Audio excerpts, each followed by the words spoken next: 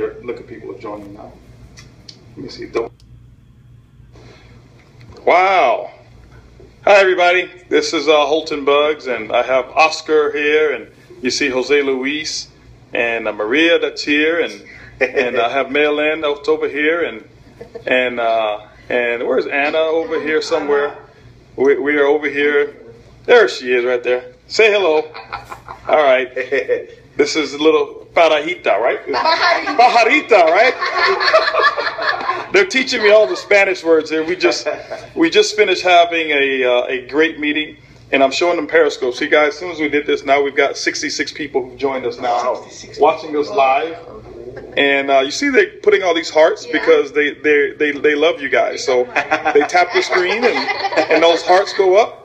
And you look at it, they're saying dream much bigger, much faster. Hello, Mr. Buggs. Hi, Anna from Hannux, whoever that is. Pajarita, they laughing out loud. Oh my goodness, fancy people. Hello, everyone. Everybody say hello. Hi.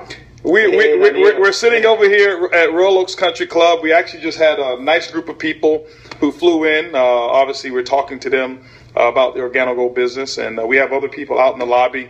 We can't show you who they are because they're kind of like these, these big wigs. You know, the people who say, "Hey, listen, nobody can know my name, nobody can see my face, nobody really knows them anyway, but nobody knows nobody can see me."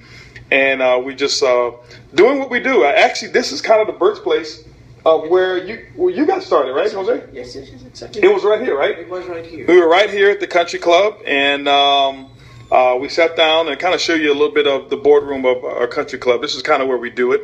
And, we have the food over there. We fly them in. We have the food. And obviously you see the coffee that's over there as well. All right. There is no such thing as a meeting without coffee, right? But anyway, just kind of giving you a little, I was showing them Periscope a little bit, and they were asking me some questions. I said, let's put it on Periscope. Anna, hold this for me. Yes. While they ask me these questions. We have another meeting coming up. And so you guys won't be able to be a part of this meeting, but what were some of the things that you were just mentioning now? Because everybody here, they can watch you, they can see you there. So I just want to let you know. Oh, we got people from Turkey there. Wow, that is cool. Somebody says they took pictures with you guys. You guys are famous now. Smoked turkey? You are not smoked turkey. They're from the country of Turkey. The country of Turkey. I'm going to have lunch right now. So look, Thailand is there. Scotland is online right now. Florence, Kentucky. I've never heard of Florence, Kentucky. Canada. Querétaro, wherever that is. Mexico. Look, Mexico. All right. Thailand is there. Australia. Conroe, Texas. UK. New York City. North Carolina. Edinburgh, Orlando, Rome, Italy. I mean, everybody. Alabama, Germany. Man, there's so many people. But anyway, that's a lot of love. That's a lot of love, isn't it? It's a lot of love. Yes. But what kind? I'll kind of give you guys a little insight to some of the conversation that we have before a meeting. So we have some people who are coming in. They're doing extremely well. They're like $1 million earners, and they want to come here and take a look at what we do in business, and some people fly in because they just they want to just have a chance to meet some of our top earners or whatever it is. But these particular people that we have coming in, the second group, we kind of do it in shifts. We still work. People that wonder, Holton, do you still work? Yes, I know I have a little bit of fuzz on my face, but I'm joining. You see Oscar right here, right? I'm trying to get like him. Mine won't grow this thick, but he's coaching me. I'm being very duplicatable, all right, and teachable. But anyway, when we do events or invite people in, people wonder, does top earners, do they really work? Well, we do. I mean, we work extremely hard every day. And this is kind of some of the daily activity that we do. And it's not big meetings that we do all the time. It's a lot of the meetings that we do are very small meetings. But I can tell you that those meetings that we do are very impactful. Very impactful. So Oscar and Maria, they actually flew in from Mexico. Jose and Maylin, they live everywhere. They're like all over the world. All right, but we, when you start to bring in prospects that have some influence. People ask, do I treat them any different?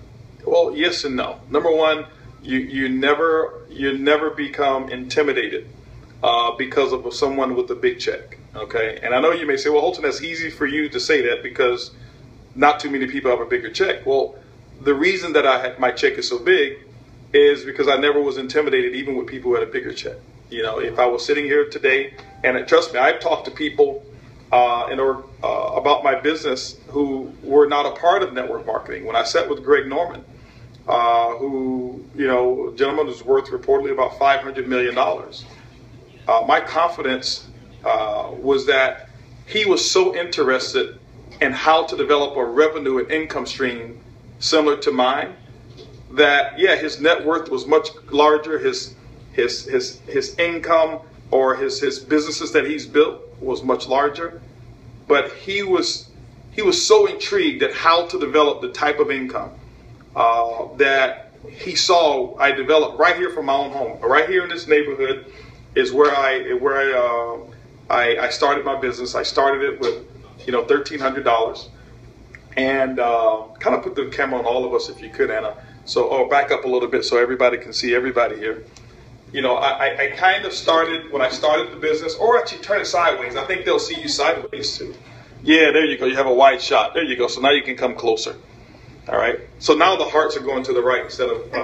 But we started the business right here, and I didn't start the way everybody thinks most top people start. Actually, you know what? I really wish they had been in listening to the stuff that we were just teaching the people here.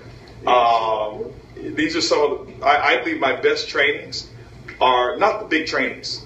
The best is when I have just a few people. We can really talk face to face. There's no planned talk. There's nothing that's orchestrated. It's just real deal. And we started our business right here in our living room. And I never forget, I think my first meeting at my house it had less than 20 people.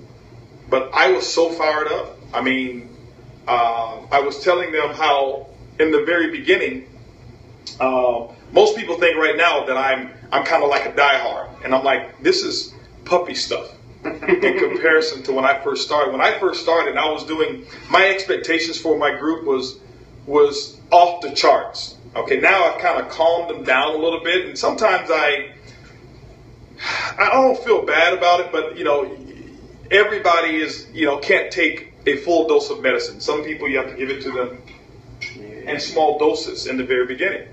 And, when we launched, I can tell you, I was telling them one of my requirements. I don't do the favoritism thing. And when we launched the business, I said, whoever wants to be a part of my front line, and I'll kind of draw it up for you real quick. I'll bring this over here. Okay. And I said, whoever wanted to be a part of my front line, because I was working like crazy. Okay, when you hear me talk about think much bigger, much sooner, I kind of give you an insight into what that was. Well, most people know what my goal was. My first week's income goal was to make $70,000 my first week. Okay, you say, well, how did you come up with the number 70? I worked the plan. I knew the compensation plan, and I figured I knew there's a certain amount of work that I was going to do, multiplied times a certain amount of revenue volume. No, that's fine. It's just normal, natural. Let him do what he's doing. And I came up with the number 70,000. I didn't have a power leg. The company didn't put me on somebody's leg, and I only had to build one side. It didn't work that way. I didn't want it anyway. I didn't, because I knew that in order for me to make the money I wanted to make, what if my sponsor was not going to build my side as big as I was going to build the other side? Now I'm handicapped by what their limitations were. Exactly. And I'm putting my income in the control of somebody else. Mm-hmm. The biggest earners in the industry don't have power legs. The biggest temporary earners sometimes can, but the biggest long-term earners, they build their own business. And so when I joined, I never forget, I drew up my group, and I said, hey guys, listen, every time I was presenting, I would tell people, This is before I even signed up, okay? So I'm giving you my mentality of when I started. And I was letting people know that I had, I was going to put 5,000 people. And every meeting I did, when I bring people in, I'd say, listen, guys, you know what? This is me right here. I have not signed up, have not got my application. But over the next 90 days, I'm putting 5,000 people. I'm going to put 2,500 people over here and 2,500 people over here. That's what's going to happen. So I'm sharing the dream, letting everybody know what my focus is. And when I talk about the 2020 plan, when I got started in the beginning, I was telling people, hey, listen, the key to success here is put 20 persons on your left and 20 persons on your right. Today, you hear me talk about that in 6 months. I say, we need to do it in 6 months. Now, back then, it wasn't 6 months. You had to do it in 30 days. That was my expectations, that if you wanted to run with me, do this in 30 days. Wow. That was the expectation. So when people say, well, how did you boom so fast? Well, that's where my expectations were. The other thing is this, I didn't play the favoritism game. I had networkers call me up. I didn't want to talk to any networkers. This is true. I didn't want any networkers at the time because they were going to mess it up. Networkers are going to come in with their philosophies, and I love them, but I had a clear path of what I want to do. And I told people who I had already known, I said, if you want this spot here, first spot, this is prime real estate. This is the way I look at it. Okay? This is Boardwalk and this is Park Place. Those of you who've ever played Monopoly? Yes. This is Boardwalk and Park Place. So why would you give Boardwalk to someone who's only willing to pay, Minnesota rent? It doesn't make sense. That's not business. So I put high priority and value on this. And close the door so I don't want them to hear what's going on right now, the people out there. Yeah. Because we have another group waiting here. But I put high priority here. Okay? Kurt, you can stay in or whatever. I just want to close the door. I have some other people waiting right now. But I put very high priority on this here and this spot right here. Very high priority.